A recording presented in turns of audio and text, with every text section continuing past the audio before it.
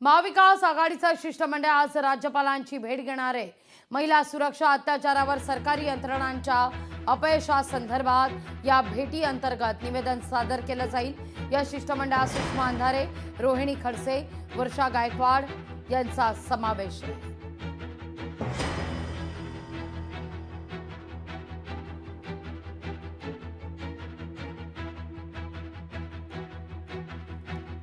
महाविकास आघाडीचं शिष्टमंडळ राज्यपालांची आज भेट घेत आहे। महिला सुरक्षा आणि अत्याचाराचा मुद्दा या भेटी अंतर्गत उपस्थित होईल।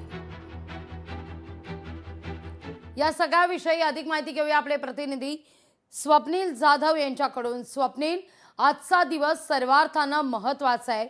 एकीकडे नीलम गोरे सुद्धा महिला सक्षमीकरण आणि राज्य महिला आयोगात असलेले विविध मुद्दे, महिला आयोगाचे प्रश्न या सगळ्या संदर्भात बैठक घेत आहेत।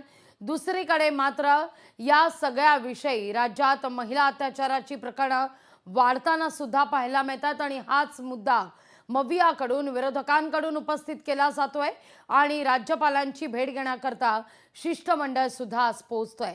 का अधिक माहिती या सगळ्या संदर्भात?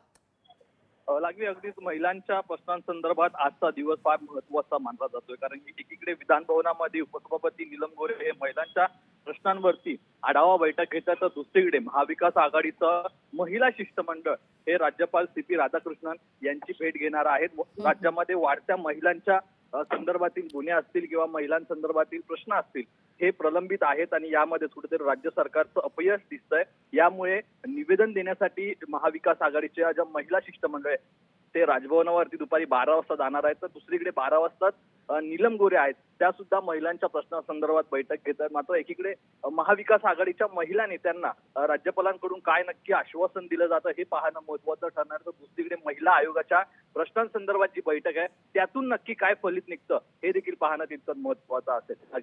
निश्चित। स्वप्नील, तुर्तास धन्यवाद तुम्ही दिलेल्या एकूणच सविस्तर माहिती करता।